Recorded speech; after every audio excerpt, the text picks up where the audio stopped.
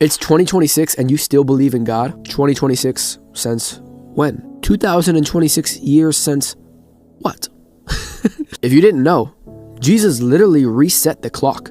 And in this video, I'm going to share reasons why I believe in God and reasons why I believe in Jesus. There's so many reasons. I'm just going to give you the ones that personally convinced me the most, and stay till the end because I'm going to share the most important part about why I believe in God. So to start it off, I think we should just go to what I was already talking about, which was 2026. The calendar is literally based off of Jesus. Jesus literally reset the clock. We didn't just randomly decide to start counting years all of a sudden. 2026 years ago, somebody didn't just go, you know what?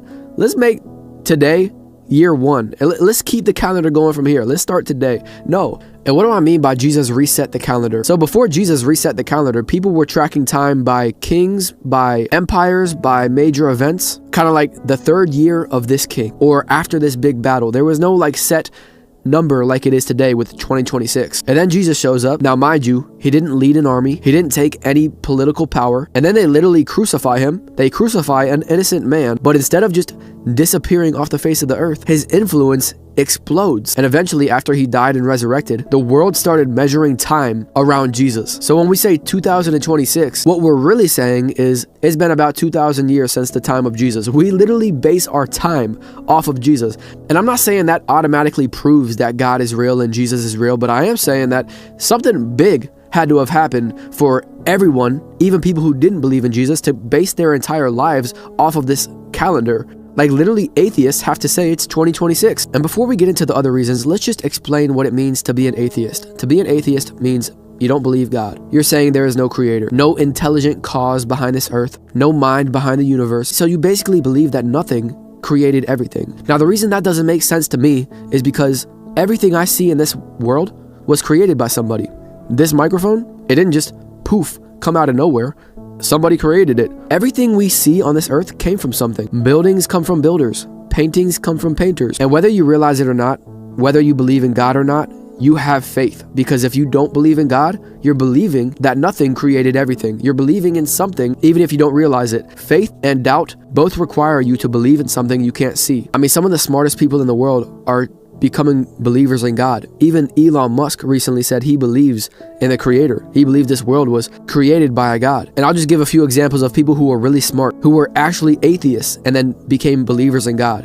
One of the people is Anthony Flew. He was one of the most famous atheists of the 20th century. He literally taught atheism at a school. He wrote books arguing against God. And what changed his mind?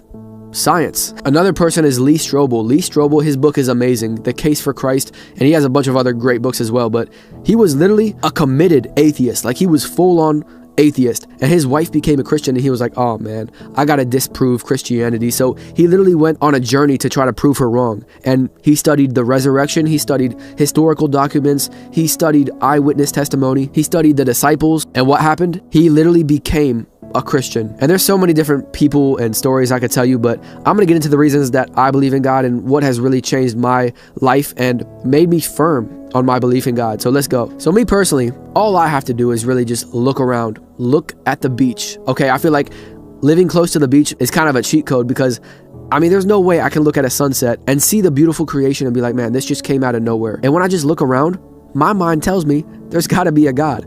Not once has my mind been like, yep, this just came out of nowhere. When I look at the world, when I look at nature, when I look at my own body, I have to ask myself a question. Did all of this come by a random explosion, by accident?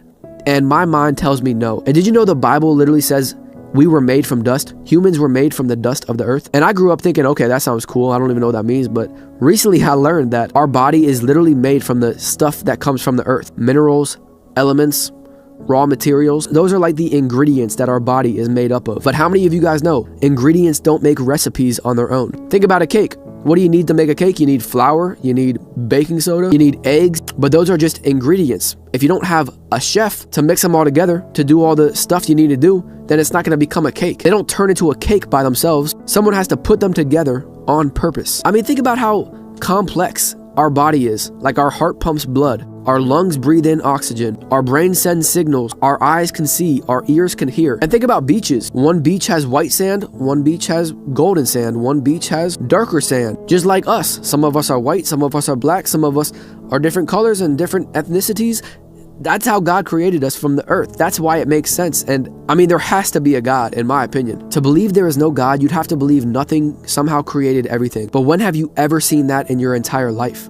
I have personally never seen nothing create something. So why would I believe that nothing created everything and did it so masterfully that it created our bodies to be functioning the way it does and the earth to be functioning the way it does? Like literally the earth had to have had a designer, an intelligent designer, because if the earth was any closer to the sun, we would literally burn up. And if it was any further, life would not be sustainable because it'd be too cold, it'd be freezing. So now let's talk about Jesus. So Jesus was definitely a real person. Even people who weren't Christian, even secular people, will tell you that Jesus was definitely a real person. So the question really isn't, was Jesus a real person? Because he definitely was. Everybody agrees on that fact. And everybody also agrees and believes that Jesus did die. He was crucified. So the question isn't, was Jesus real or did he die?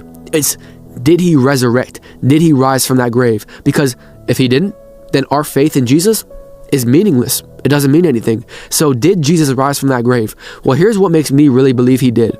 The disciples were willing to die, and they actually did die after Jesus resurrected, and they saw him in person. They literally went out and preached Jesus, and they were unalived. They willingly gave up their life because of what they saw when they saw Jesus. Now, I don't know about you, but I would not go to the point of death, go to the point of being tortured for a lie that I just made up. If they just made up the fact that, you know what, let's tell everybody that Jesus rose from the grave. We'll make it a good story. We'll tell everyone we saw Jesus. Bro, I don't know anybody who would make up a lie like that and be willing to die for it. Like if I got to the point where they were about to chop my head off or something like that, which they literally did to some people, I'd be like, yo, I was just kidding, bro. It was a joke. All right. I didn't see him. He didn't rise from the grave. But they all verifiably went to the point of death and they all died because they were preaching about Jesus. They were telling people about Jesus. Peter was literally crucified upside down. Bro, if that was me and I was just making up a lie, I would have been like, yo, I was just kidding. It was a joke. But they all died. Brutal deaths. Like it wasn't easy deaths. Making up a lie and dying for it does not sound like something I would do in my free time. That doesn't sound like something I'd do for fun. So the fact that they did this is proof to me that Jesus really did rise from that grave. And if Jesus was not God, if Jesus never did any miracles, if he didn't rise from the grave, then why would we still be talking about him? Why is he still the most famous person in the world? Why does his name still hold so much weight? Why is his name still the most powerful name of all time? Why is Christianity the #1 religion to this day? So why does this one man who came from this little old town of Bethlehem literally reset the clock and create the #1 religion in the world? And something that just blows my mind every single time is when I see this picture right here. So what you're looking at right here is a diagram of all the cross references and connections in the Bible. So every white line you see on the bottom right there is an individual Bible verse. And every line you see in the rainbow is the connection. That's the cross reference to another verse in the Bible. There's so many connections in the Bible. There's literally over 63,000 connections in the Bible. And what makes that crazy is that the Bible was written by 40 different authors. Most of them didn't even know each other, in 3 different languages on 3 separate continents over the span of 1,500 years. I don't think you guys realize how impossible and crazy this really is, because without divine inspiration from the Holy Spirit, there is absolutely no way this could have happened, because they all tell the same message. They all talk about how God is holy, we are sinful, and Jesus saves. That's the main message of the Bible. If the Bible was just written by man without inspiration from the Holy Spirit, then why would it go against all of man's desires? Like the Bible literally is against everything our flesh would want. Like it tells us about how we need to stay away from sin, how we need to deny our flesh, how we need to die to ourselves daily, pick up our cross. And it's crazy because you couldn't get 20 people in the same room and have them agree on lunch. You couldn't get 20 New York Times authors in the same room and have them agree on the same message or the same story, yet alone 40 different authors from 3 different continents with 3 different languages agreeing on the same message. There's cross references in the Bible, meaning that like in the Old Testament, say in the book of Isaiah, there's verses there that cross-reference all the way to the New Testament. There's prophecies in the Old Testament that were fulfilled when Jesus came down to this earth, and there's so many different prophecies that were fulfilled. It's crazy. But really listen to these numbers, because the Bible was written by 40 different authors over the span of 1,500 years on 3 different continents in 3 different languages. Some were kings, some were shepherds, some were fishermen, one was a doctor, and one was a tax collector. And yet they all agree on one main thing: God is holy, we are sinners, and Jesus is the only one who can save us. And pretty much every single historian, whether they're secular or Christian, all come to the same conclusion that Jesus was a real person. And so maybe the book with all these different cross references that literally seems impossible, maybe that book is right, and maybe that book is actually telling the truth about what Jesus did. Maybe all the disciples who really did die for their faith after they saw Jesus had resurrected, maybe they were right, maybe they were telling the truth. And maybe, just maybe, all of this is actually true. The Bible is actually true. God is real. Jesus really did die and raise from the grave, and man, maybe it is all true. I believe it is. I strongly believe it is. But more than just facts and evidence that God is real, I want to share with you my personal testimony of why I believe God is real. I've seen God completely change my life. I've seen Jesus change my life. I know Jesus is real because I know the difference between me with him and me without him. Before Jesus, I never did anything crazy in my life. I never drank, smoked, did any crazy stuff, but I did have a God-sized hole in my heart that no amount of money, pleasure, power, success, or anything in this world could ever fill. Growing up, my main identity was basketball. I was all in with basketball, day in and day out, working, grinding, trying to play Division I basketball and go pro someday, and that was my entire life. And I never really felt satisfied. I mean, it was fun. I loved basketball, but I never really had a true purpose in my life. It was always the next game. I need to do better. I need to do this, which there's nothing wrong with that. But when that becomes your identity, it's just empty and meaningless. And not until I really had a real relationship with Jesus when I was 18 years old, and I really started feeling purpose, fulfillment, and peace and joy that this world can't take or give. The world can't take what the world can't give. I look back and think about my life without Jesus and without God, and it was meaningless. It was empty. I mean, life without God is like an unsharpened pencil. It has no point. I realized that I'm nothing without God, but with God, I have everything, and God has completely changed my life. I've seen God move in my life. I've seen him do the impossible.